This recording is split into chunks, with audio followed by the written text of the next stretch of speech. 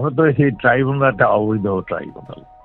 আমাদের এখানে যুদ্ধ অপরাধীদের জন্য এই ট্রাইব্যুনাল তৈরি করা হয়েছিল এবং গণ হত্যার জন্য এই ট্রাইব্যুনাল তৈরি করা হয়েছিল। আপনার লিবারেশন ওয়ারের সময় গণহত্যা হয়েছে, আপনি আগেও বলেছি 100 করি 22,000 লোকের হত্যা করেছে।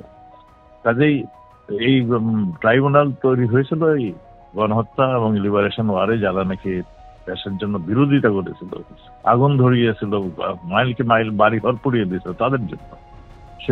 সেই কোর্টে মুক্তিযুদ্ধদের ট্রেনে মানে হবে, বিচার হবে, এইটি তো অবিশ্বাস্য। সেইটি আমি মনে করি এই অবৈধ ট্রাইব্যুনাল এবং অবৈধ যারা বিচার করছেন তারাও একটা দলের সমর্থক, একটা দলের মানুষ। আমরা যা জেনেছি, যা আমরা জানি এই পর্যন্ত।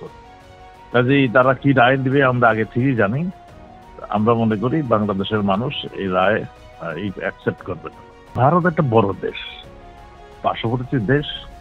ভারত বাংলাদেশকে সবসময় সহযোগিতা করে আসছে সব রকম ভাবে। এখন এই অবৈধ সরকারকে ভারত কখনো, আমি মনে করি মানে তারা এই গণতান্ত্রিক সরকার ছাড়া এই অবৈধ সরকারে কখনো পছন্দ করে না, আমি জানি। সেখানে ভারত কিভাবে দেখবে সেটা ভারতের ব্যাপার।